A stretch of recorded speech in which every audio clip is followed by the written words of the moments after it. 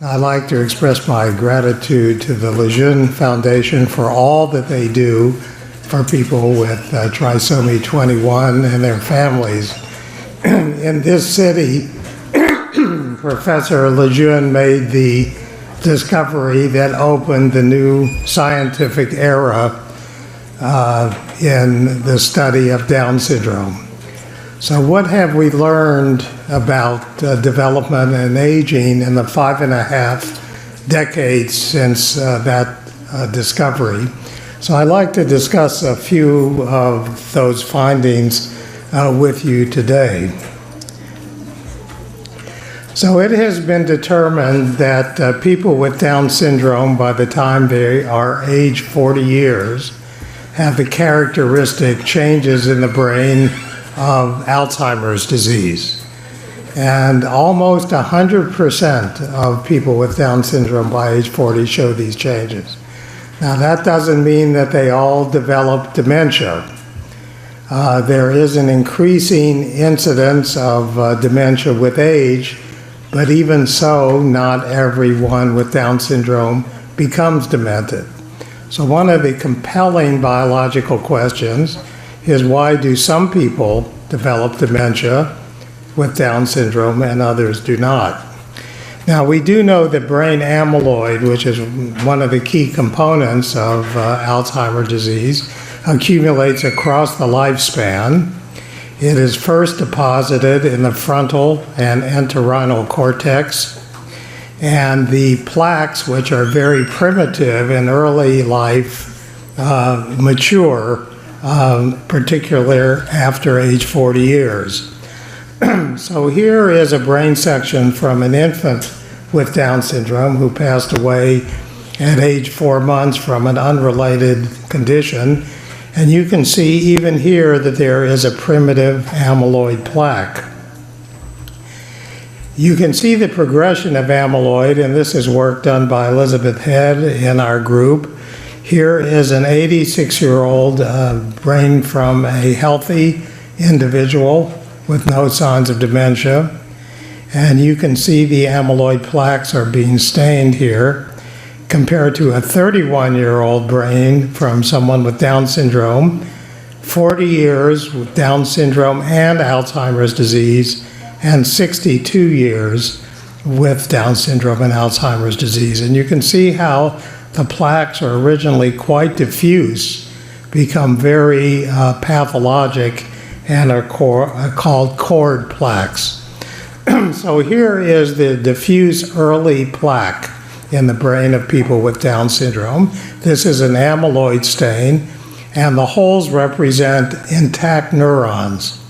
But we have subsequently found out that these intact neurons are not functioning completely well. They have a high incidence of a enzyme called caspase, which is related to premature cell death or cell suicide. After age 40, you can see the pathological plaque that develops and what are called neurofibrillary tangles, which essentially represent the death of nerve cells. And here, under electron microscopy, we have a typical neurofibrillary tangle seen in both Alzheimer's disease and in Down syndrome, consisting of what are called paired helical filaments and a tau protein. So on this level, Down syndrome and Alzheimer's disease are identical. Now we know that amyloid is involved in this process because of an opportunity that we have had to study a singular patient. This was a 66-year-old man when I got to know him. He came into clinic and he said, "Dr. Lott, I don't want you discussing my case with my brother." And I said, "Okay, of course." And I asked why. And he said, "Because my brother and I do not share the same philosophy of life," which I thought was an unusual statement from a 66-year-old man with Down syndrome. Well, it turns out that this individual represents a very rare form of Trisomie 21, in which he has a duplication of the 21st chromosome, except for the gene that makes amyloid, which is called amyloid precursor protein gene. We have now followed him for 7 years. He has not developed dementia, although he has become medically frail. And when we look at the uptake of amyloid in his brain, you can see the blue bars here show that he has very little amyloid in the frontal, parietal, and temporal lobe compared to people with typical Down syndrome and patients with AD in the general population. And we've just reproduced this scan with colleagues at UCLA, Gary Small. So this man has no dementia, has 2 rather than 3 copies of APP, and has very little amyloid in the brain. So from this, we determined that amyloid is necessary for dementia, but probably not sufficient. There are other factors. So let's examine some of those parameters. We do know the area of oldest amyloid is in the frontal lobe, and this is of interest to us because many of the presenting symptoms of dementia in Down syndrome are referable to the frontal lobe. And some of these symptoms include the following, and this is based upon our work with several hundred individuals with Down syndrome over age 40 over the years. We find that one of the first signs of dementia is a loss of activity of daily living skills. Patient requires more prompts, first verbal prompts and then hand-over-hand prompts. We find that a personality change, which may have a frontal origin, is often seen early in dementia. There seems to be a loss of interest in daily activities. Someone will take to bed as opposed to when they would go out and engage in a social interaction. Sometimes they look depressed, in quotation marks. Sometimes the depression actually responds temporarily to an antidepressant. There's new onset seizures, which I'll talk about, and there is a special type of incontinence when the patient just seems uninterested to get to the toilet. It's not that they lose the ability to control urine and bowel, they lose the interest in doing so. So very often they'll just sit in the chair and have an accident. Now they have a very characteristic change in gait, and I have, based on my experience, find this almost inevitable in the early phase of dementia. Person will go along and they'll come to a step, and there will be a marked hesitancy in going over that step. It's as if they are uncertain where to put their feet in space. It might occur at the change in the carpet, or it might occur at a curb, or it might occur getting out of a van. It's not that they're weak or they're spastic or they're paralyzed. They just have a what I would call a frontal dyspraxia in the form of gait disorder. And this is just beginning to be studied, and it is being determined when there's an obstacle in the path of someone with Down syndrome. They have a different set of adjustments to make in their visual motor perception to get over that obstacle. And problems in that, at least in my experience, are very common early in dementia. So the impairments in executive functioning that you'll hear more about in Dr. Silverman's talk next, working memory and attention seem to be, in recent papers, associated with slowing of gait and instability of gait. And so for those who are seeing people with Down syndrome in their office, very easy thing to do is to simply make a baseline observation of getting up a step or stepping over a shoebox or something simple obstacle so you can get a baseline measure and see if it changes in the course of a suspected dementia. And we're going to try to study this problem a lot more quantitatively, but in my experience, this is an early symptom that you can spot in the office exam. We have to be very careful in Down syndrome about what is called atlantoaxial subluxation. You've heard about the hypotonia of the ligaments in Down syndrome. Well, the ligaments that control the spine also get overly relaxed, if you would allow that term. And what happens here is that the upper part of the vertebra, the atlas and the axis, dislocate or sublocate and start to compress the spinal cord. And this is a big problem because if this happens to extreme, the person will become paralyzed from the neck down.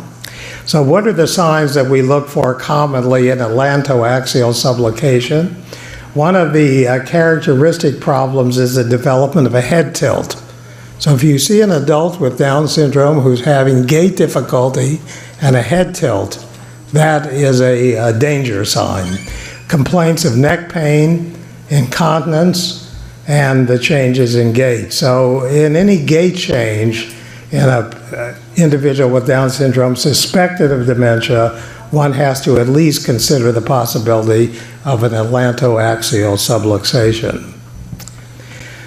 I want to look for a moment about a recent paper from Lillian Thorpe in which she looked at 116 patients with Down syndrome compared to 244 patients with intellectual disability of other types. And she was looking at clinical predictors of mortality in Down syndrome. And you see them listed there: seizures, anticonvulsant use, depression, and of course cognitive decline. Now these are survival curves for people with Down syndrome and other forms of intellectual disability. And you can see in the non-Down syndrome population that you see this fall off in survival, but look at the very steep fall off in survival in Down syndrome. And so what are some of the factors associated with this decline, and how can they be recognized early and treated? So you heard today from Dr. Laval about the common conditions that can occur in Down syndrome, which can make someone appear, frankly, demented. They can have visual impairment, hearing impairment, onset of seizures, thyroid disorders, and of course dementia. And you see the relative frequency of these conditions in Down syndrome compared to the general population. So conditions that mimic dementia and have to be part of the differential diagnosis include low thyroid function, hearing and visual deficits. You heard a very good talk on sleep apnea and cognitive decline this morning. Systemic illness of any type in an adult with Down syndrome can present with cognitive decline, and then a primary depressive state. Now, we have become interested in medication toxicity and failure of compliance, and I'll get to that in a moment. Hypothyroid in Down syndrome has been well reviewed in a number of recent papers. There is a high incidence of prevalence, I would say, of thyroid hypoplasia, meaning that the thyroid has not developed completely, and chronic hypothyroid chemically. But VJ pressure in a large follow-up for 15 years of adults with Down syndrome indicates that there is very little clinical hypothyroidism, that the chemical hypothyroidism is much more common than the clinical manifestations. Nonetheless, every patient with Down syndrome who's suspected of dementia needs to have a thyroid function test. Visual deficits in adults with Down syndrome, age-related deficits, 46% compared to 13% in controls with other forms of ID. Cataracts, nystagmus, strabismus, impaired accommodation, refractive errors, you've heard about that earlier today. And then a more recent paper showing how these and other factors may lead to impairment in visual cortical function, which is a brain-related function that supports the vision pathways. Hearing deficits, 53% of adults have moderate sensory hearing loss, and up to 80% of medical providers seem to be unaware of this. Presbycusis, which a number of us suffer from as we get older, occurs about 20 to 30 years earlier in Down syndrome than in controls with intellectual disability.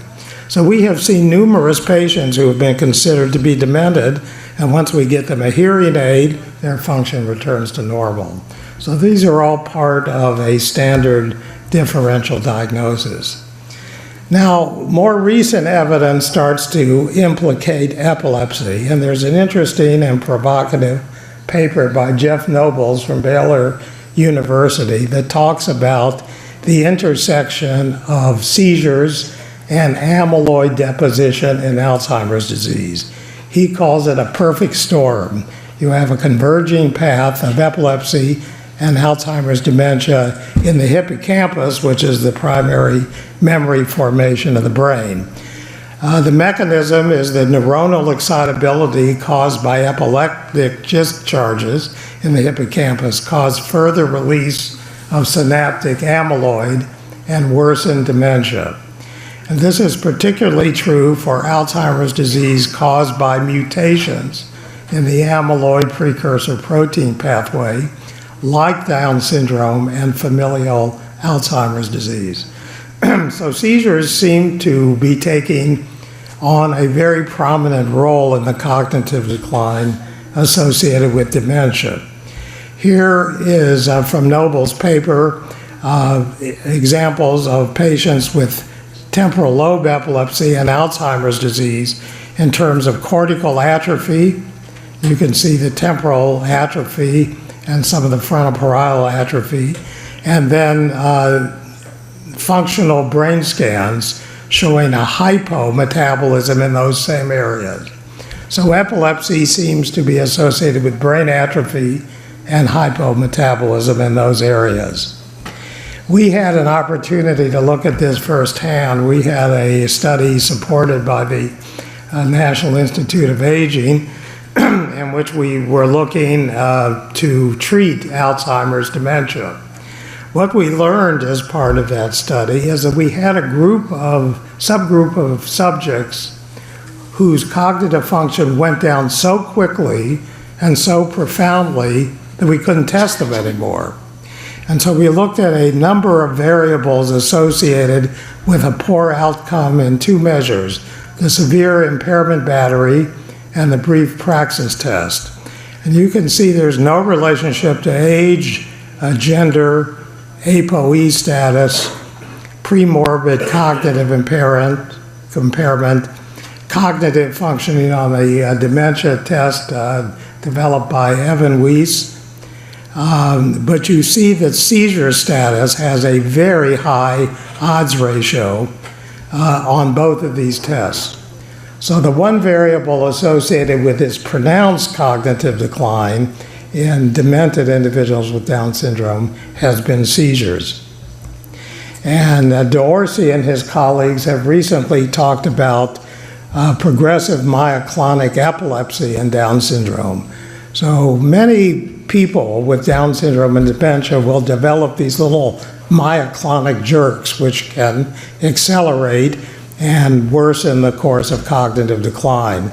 This is a characteristic EEG tracing, and you can see these little bursts that are coming out, and on an EKG, on an EMG lead, you can see that these bursts are often correlated with the muscle jerks. And this is associated with fairly profound atrophy of the brain, as you can see in these two CT scans.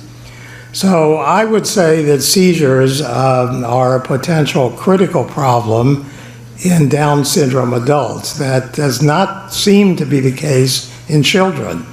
Children have seizures and they're pretty well treated in Down syndrome. But when adults develop seizures, particularly in the course of cognitive decline, it's bad news.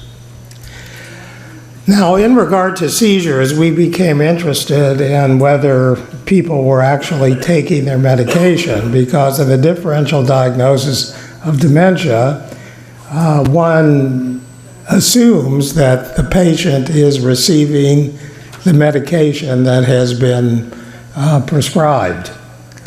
So we had an opportunity to look at a fairly large number of individuals with intellectual disability, and we were able to get the pharmacy billing records for a 30-month period. And we cross-tabulated that with the residence in which the person lived with Down syndrome. That is to say, they lived semi-independently, they lived in a family home, or they lived in a group home. Now, this is data from Orange County, California, and I don't know its applicability to Canada or France. But we found a very striking observation here. Those living semi-independently or in a family home missed their anti-epileptic drugs about 30% of the time compared to those living in a group home. And you can see that the odds ratio and the p-value is highly significant here. So I think we need to, and by the way, this was not just anti-epileptic drug, this was cardiac drugs, hypertensive drugs, diabetic drugs, psychotropic drugs. It has been found in the United States that about 30% of patients don't take their medications, and that's what we're seeing in the Down syndrome population. So I think as we evaluate differential diagnosis of dementia and medications come into play, we need to think about compliance and whether the medications are being taken as prescribed. I'd like to focus for a moment on neuropsychiatric issues, and one very good review a few years ago was about by Elizabeth Dykens. And there is not a great incidence of neuropsychiatric disease in Down syndrome compared to other forms of ID, but when it occurs, it seems to have two patterns. Children show externalizing behavior, stubbornness, inattention, oppositionality, and adults have internalizing behaviors such as depression. So about 3 years ago, a high school student came to our group and said she wanted to do research on Down syndrome. She was a sophomore in high school. She had a personal interest in Down syndrome, had a sibling, and she wanted to know about self-concept in Down syndrome. How did children with Down syndrome see themselves? So she set up an experimental paradigm, did quite a bit of work, got it approved by the IRB, and managed to get hold of a Down syndrome doll, which is shown here, versus a typical doll, and you can see many of the phenotypic characteristics.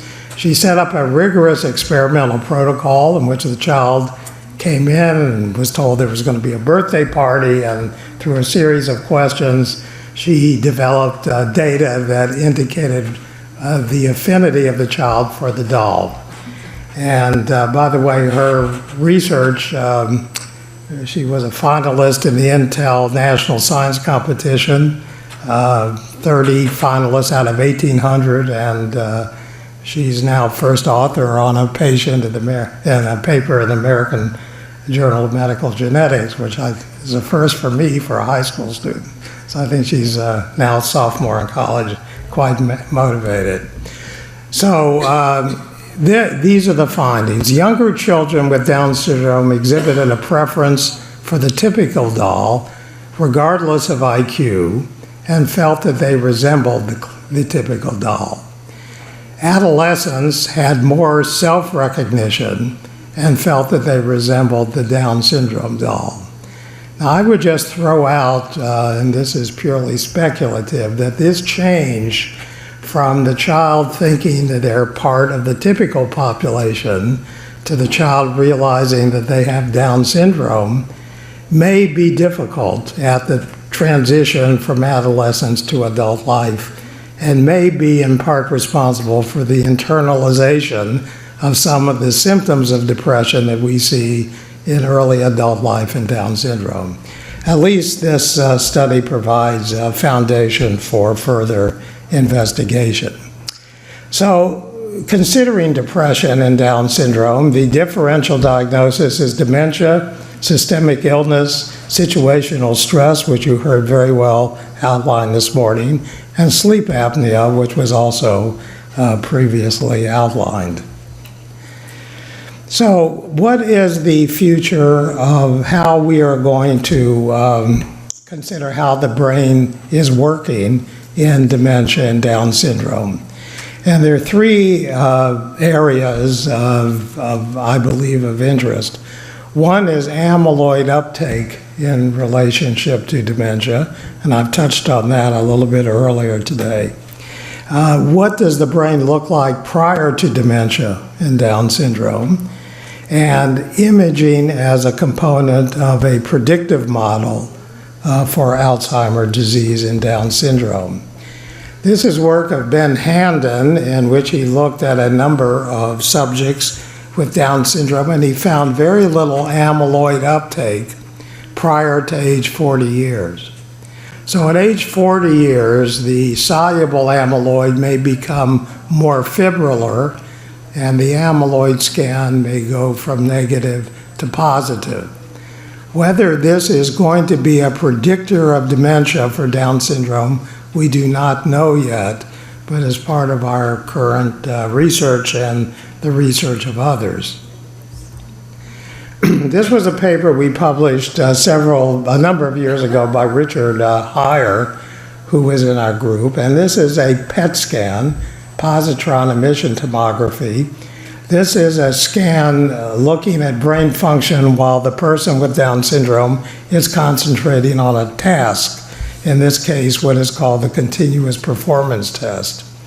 And this is called a conjunction analysis, and it shows the part of the brain which is overactive in Down syndrome in the same area that is underactive in Alzheimer's disease.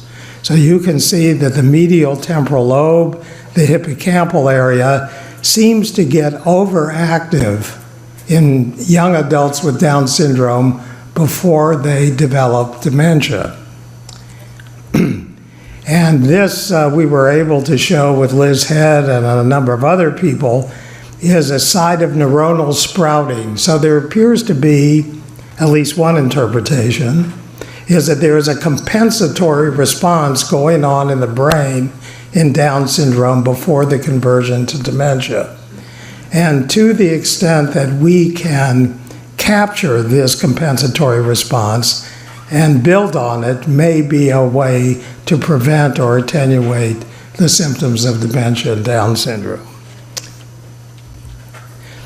One of the reasons for the hyperexcitability in the area may relate to the fact that people with Down syndrome and Alzheimer's disease have mutations in their mitochondria.